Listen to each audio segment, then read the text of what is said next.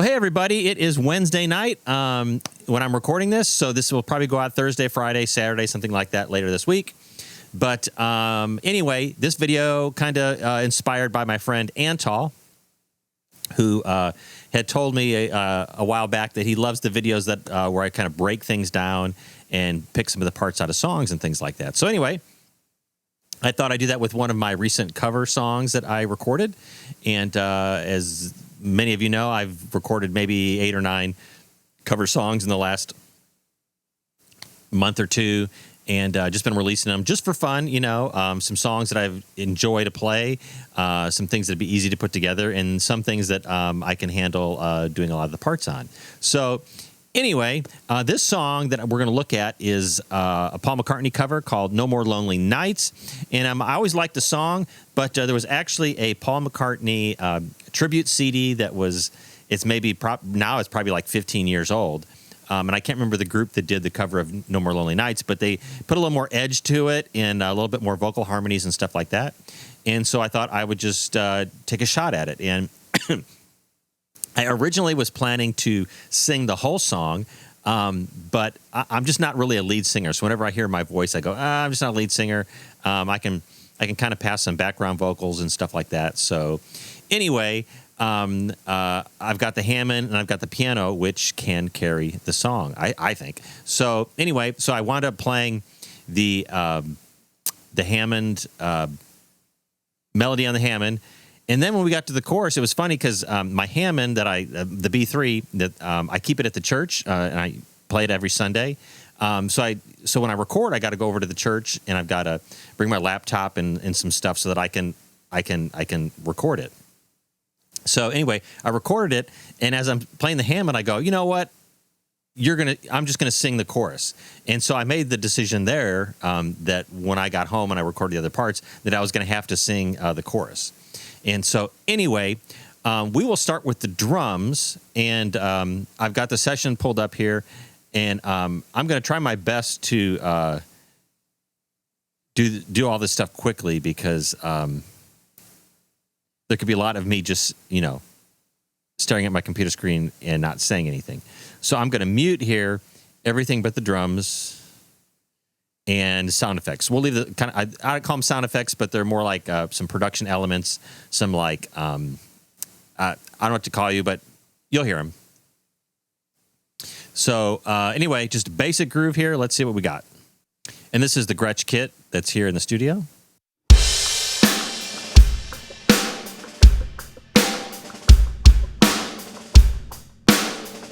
Just your basic groove, 2 and 4 in the snare.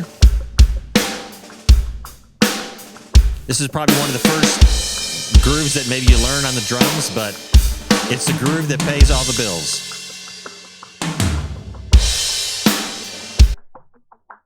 And I've got like this little warbly kind of loop in the background. Kind of takes place of like a shaker, some percussion, but it just adds some momentum to the drum groove.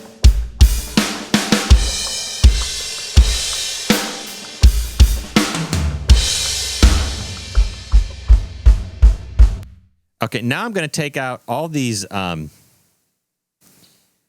going to play. I'm going to leave all the plugins on the drums, but I'm going to take out some of these extra triggers and the room mics and get more of a dry drum sound here. Okay, let's see what we got. So this is like raw, mostly raw drums, close mic'd. And you can tell that the drum sound just shrunk.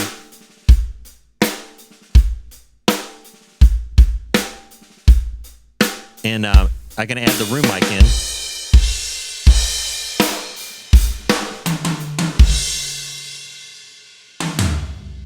And I actually recorded these drums last summer, and I just recently did the other tracks because I think I've got the goatee in the video.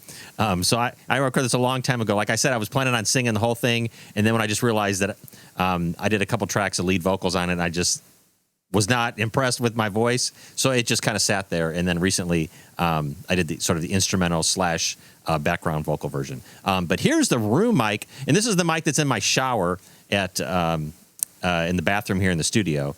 It's got a very echoey kind of sound, but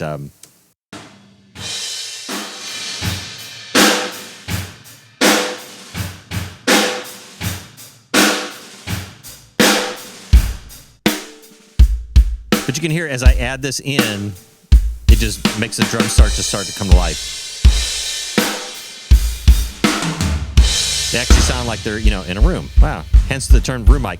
But then I've got this mic I call the junk mic, and it sits right above the bass drum, and it's just heavily compressed, a little bit distorted, but it adds some character to the drums as well.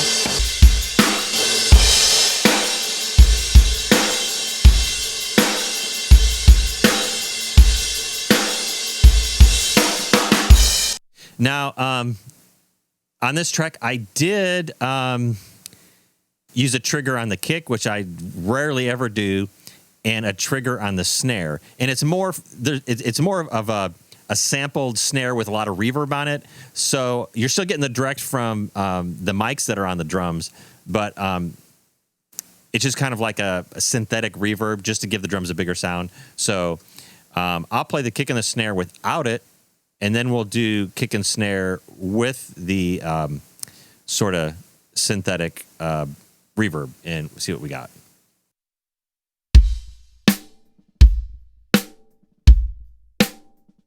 So that's just kick and snare dry, and then we're going to add the triggers to it.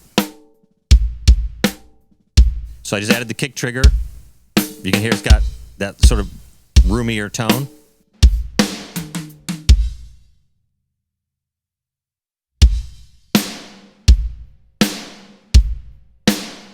So, and the same thing with the snare trigger.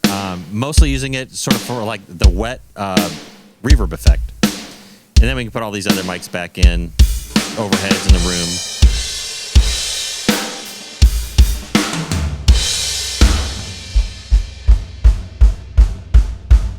But anyway, that's the drums. Let's get to the bass.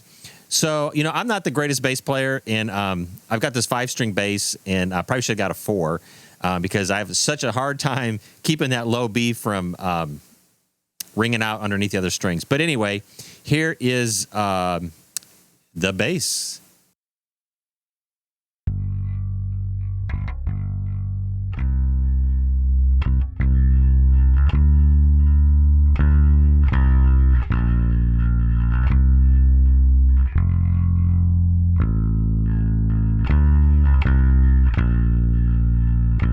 And I think I've got a little bit of distortion, just mild on there, just to give it a little bit of grit. But bass and drums.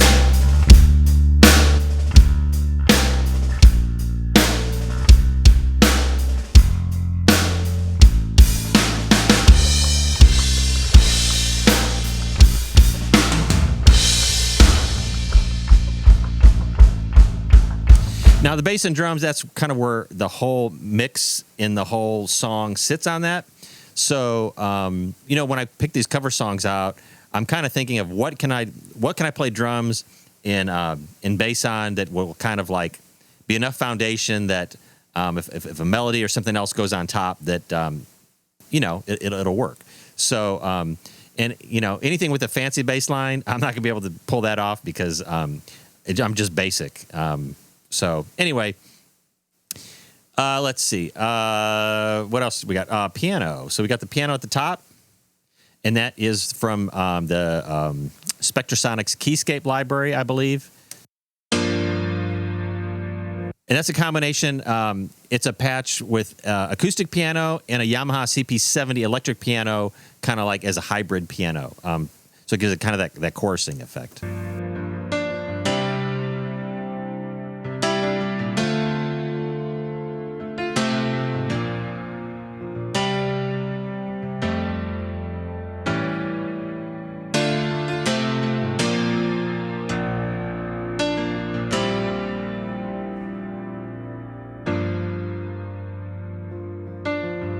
Now, the other thing, I do want to mention is that for the parts that you see in the video, those are me actually tracking those instruments the video for me tracking those instruments.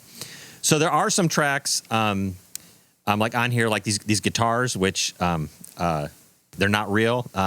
They're a sample library that I play on the keyboard through some effects and things to try to get them to sound sort of like guitars. I don't put those in the video because it's just kind of boring. But so when you see the video, that's the hard part about doing this. If I was just doing the audio, I could cut and splice more, and I could kind of have the perfect takes. But there's lots of mistakes in here. So I'm just trying to capture enough video so that, it works. So I'd rather just do the audio, but I know that we're sort of in a video world, so it helps. But especially on like the Hammond parts, there's lots of things I'd love to do over, but it's hard to get a video take from start of the song to the finish, and not make any mistakes. So anyway, we got that piano there. And then it looks like I've got, excuse me, this little, on the second verse, we get into this little muted guitar part. And again, that's not real.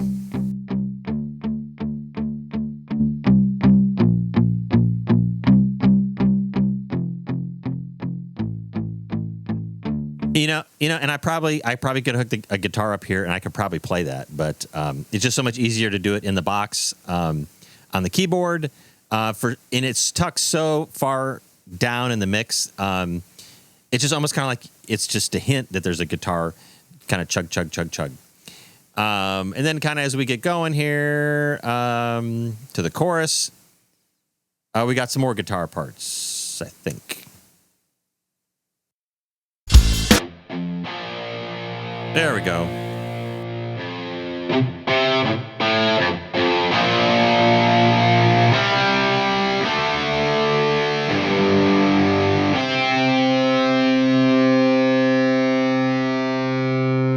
So those are fake guitars. I'll play. I guess I had two guitars tracked, kind of two different sounds, just to kind of make it a little bit thicker. But here they are.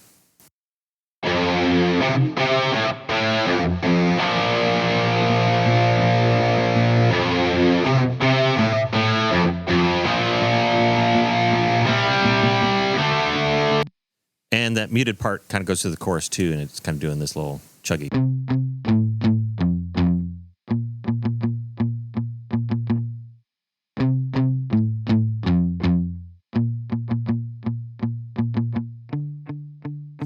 And then the only other part here in the, as far as guitar wise, this little muted guitar bridge, kind of like this reggae pattern on the bridge.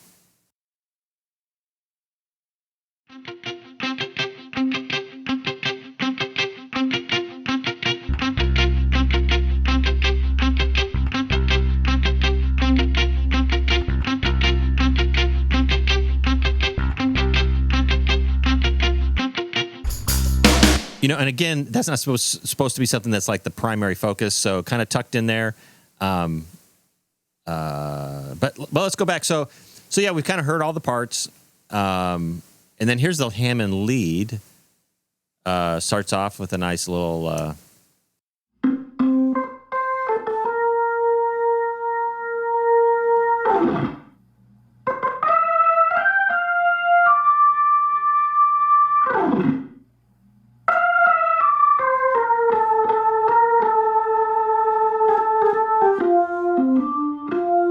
Now, I don't know if you can hear it on this video or on this track, but there's a little bit of something's rattling. So at church, where my Hammond organ is, the B3, it's on the platform, and then the Leslie speakers, it's a 122 from the 70s. It's a later model one, but it's got the styrofoam woofer in there, which the organ's got some issues. It's a little bit quirky, but it's working fine. So it's a 1950s, late 50s Hammond B3, and the Leslie's like from the 70s. So, but anyway, back in the little closet that the Leslie's at, there's something metallic rattling in the room when I hit certain notes. And so when I'm recording, usually in the final mix, I can barely hear it, but when you kind of solo it, you can kind of hear it rattling in there.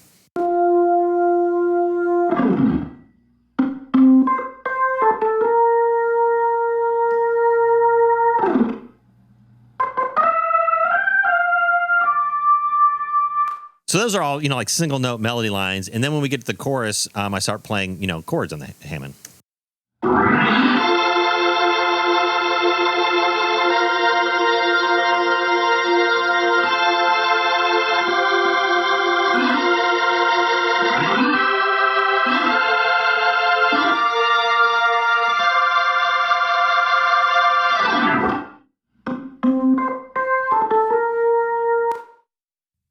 So that's the Hammond. I'm trying to think of what other. We're gonna have to listen to these vocals, but first we're gonna listen to some of these sound effects, which I was talking about sound effects, but they're pretty much. Let's see here. So when we go into the chorus, there's like these big sweep sound, whooshing sounds, and those are kind of layered in to add a little. And a tambourine. Because just about every song I've posted so far has got tambourine in it somewhere. Again, it just adds the excitement of the drums. Because if you're just playing, excuse me, eighth notes on the hi-hat, boom, chock, boom, chock, and you get the tambourine going, chicka, chicka, chicka, chicka. It just adds the momentum and the energy. Because this song's at 82 BPM, so it's like a medium kind of tempo thing, and when you start adding those 16ths on a shaker or a tambourine, it just adds the momentum to it. So, anyway, I'll play the sound effects again, kind of something like this.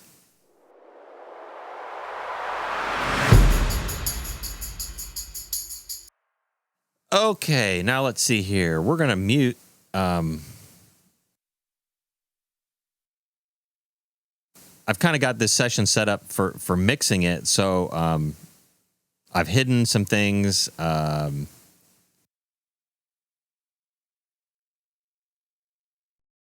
Okay, I think I've got these background vocals so we can hear them now.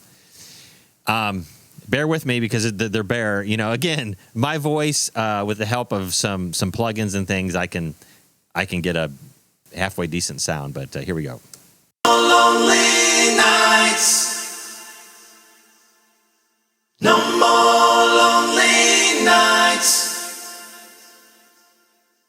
You're my guiding light, day or night, I'm always there.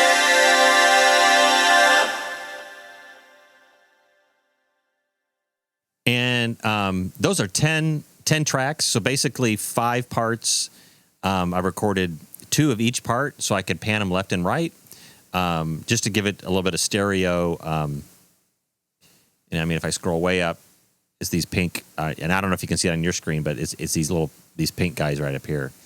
So, and then we get to the key change, and I have to confess that the lead vocal part, the lead melody line, I re-recorded that up a half step.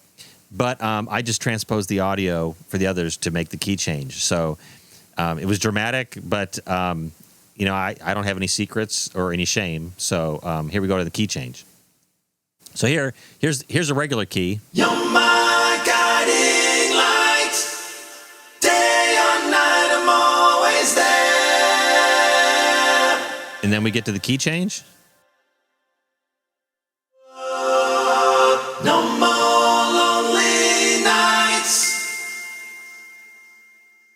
No more lonely nights. You're my guiding light. There was no key change. So with the Whitney Houston song had the key change. So that was the one that I re-recorded. Because that's pushing the limit. Not necessarily on the melody line, but the high harmony. And that's the thing in my opinion, that really makes background vocals jump out at you is when you got somebody that's on that high harmony. So anyway, yeah, I thought there was a key change in this. I haven't listened to this in a while, but Ray, my wife, has probably heard this 8 million times, and I got to send a shout out to her. I love her dearly because she works from home, and sometimes she just wants to sit down after work and maybe watch TV, and then I sneak into the studio here, and she can probably hear me, playing these songs back 1,000 times, recording parts, and And all the time she's just like, I thought you were done with that, and I'm still recording parts on it. So anyway, a big shout out to her that she puts up with me and my noise and all that. But the studio's pretty contained here, so nothing leaks too bad into the house. But anyway, that is No More Lonely Nights. Those are all the parts. You can watch the final mix in the video here on Facebook or YouTube, depending on where you watch these videos.